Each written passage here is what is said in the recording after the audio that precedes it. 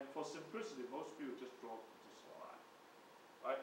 So you can see that at a certain point, you may have just so happen that this on top of this. But you could also have, right? So here I have another situation. I have this level here and here, right? Here and here, and I proceed up to this point. This bottom of this level is here. It's not on top, directly on top of the top of this band. You know, so this band has moved down, right, from this, right? Whereas here you have directly the bottom, the LUMO, if you like, directly on top of the HOMO. Whereas here it's not clear because you have the LUMO right below the HOMO in a certain case. Of course, it doesn't make sense to say LUMO below the HOMO, right? Because and it makes sense only in solid because the way you fill your electron also depends on the direction. So this band may actually get filled, whereas this one on top is not. Okay, so you can see, right? So you can see here in this situation, you have an energy level directly on top.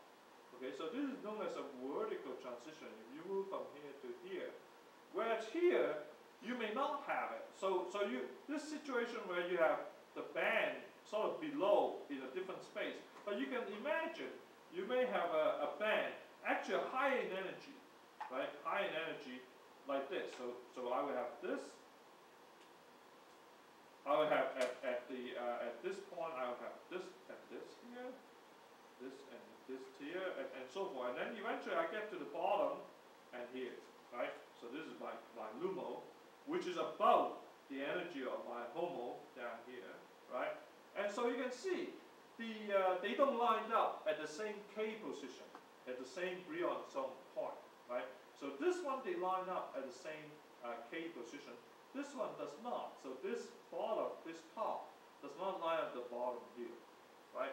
So in other words, your electronic energy structure changes as you progress through your K-space Brillouin zone.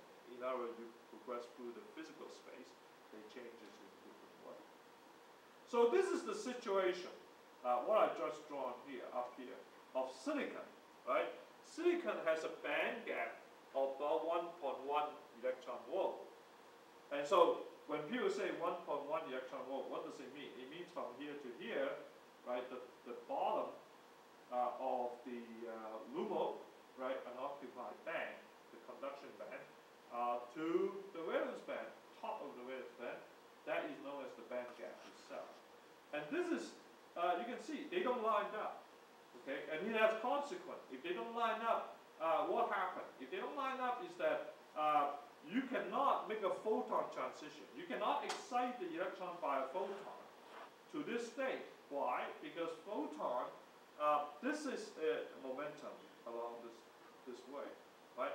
If you want a photon transition, photon have no angular momentum, right? Photon, Einstein tells us, right? Photon have zero angular momentum. So when you make a transition, you go from here to here, right? So you have to, you don't have optical transition in this case, right? Whereas gallium arsenide, for example, has a direct band gap like this. You can then make an optical transition and go from here to here directly. In the case of silicon, you have to go from here to here and then give it some momentum to move your electron from this point to fill this band. Otherwise, it would not work. It would miss. Okay. So this is how we think about this, and this had big consequence. And the reason why your CD player cannot be silicon, right? Because to make a solid state laser, you need direct transition. You cannot make laser from silicon because there's no direct transition. Okay, and this is why people start looking at III-V semiconductor. Gallium arsenide, for example, has a direct band gap, and therefore you can then make direct transition. You can then make solid state laser that way. Okay. So the band arrangement also leads to so-called vertical and non-vertical transition as the minimum, right? It's like the NUMO of the conduction band and the maximum of the valence band are located at the same K point. We call it a direct band gap. Okay, so this is sometimes it's called valence band maximum or conduction band minimum. Okay, if they line up, then you have a vertical band gap, and then you have vertical transition across this band gap are known to be extremely important because they can give rise to lasing property, solid state lasers, right? And so you can construct this solid state laser from materials such as gallium arsenide, right? And various superstructure like this. There's a lot of work in the 70s and 80s that people working on this lead to CD technology in many ways because you can make a solid state laser, very tiny laser on a chip, and of course, very importantly, once you got laser, what can you do? You can modulate the laser signal to give you optoelectronics. So all the fiber optics that you see, right? All the internet, Cisco et al., right? All this guy that miles and miles of fiber optic lines underneath the ocean is made out of these materials that you have lasing properties. Use the laser to transfer light, and that would be the fastest that you can get instead of electricity. You can get direct band gap from a material called polysilicon, whereby you etch. This is nanosciences. That you etch silicon in a special way to create small hole, and this small hole no longer follow, right? You create a rather bigger structure, and this small hole create pores inside, and these pores control, give rise to a different electronic structure, and they have direct band gap. So you can actually make laser from silicon, but you have to do more work. From pure crystalline silicon, you cannot because they don't have a direct band gap. They will have a band structure that looks like this. Okay, and you can also manipulate. There's also a lot of work manipulate super lattice film-like structure like silicon, germanium, silicon film like this. They stack them in a special way to make artificial lattice, if you like. Think of it as artificial super lattice.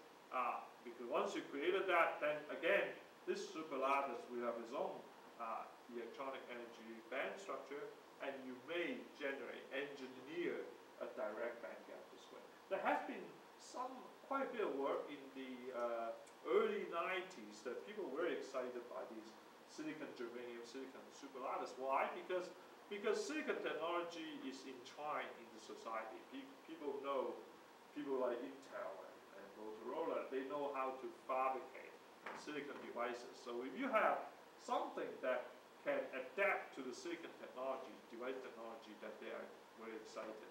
Yeah, whereas if you have to generate a new fabrication line using gallium arsenide as the primary material, this is a lot more costly adventure because you have to set up new tools.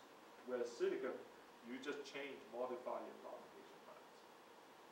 Okay, so as a bit of a sign, we can also say that we have classified these resistivity electrical property to think about classification of different materials, so electrical conducting property.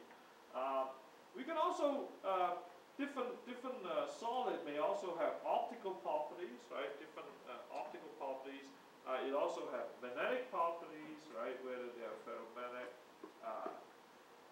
ferromagnetic, anti-ferromagnetic, and so forth, like iron, cobalt, nickel, gold, silver, and copper are not magnetic material, right? Whereas iron, for sure, is ferromagnetic, and so forth.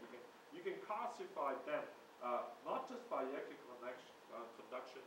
You can classify by these materials as well, based on these. And of course, you can classify them in terms of service property. We may talk about this a little bit later on.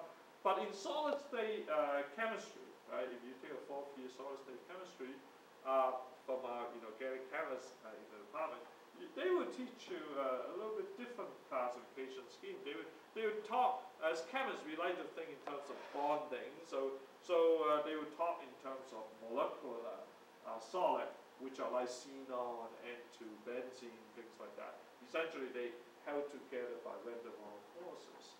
Or you can talk about binary solid or ionic solid, like SOT, sodium chloride, MgO, calcium fluoride, and things like that. Calcium fluoride is interesting because for a lot of people, calcium fluoride has a very similar physical structure as silicon, and it behaves very differently from silicon. So for a while, people try to match calcium chloride with silicon.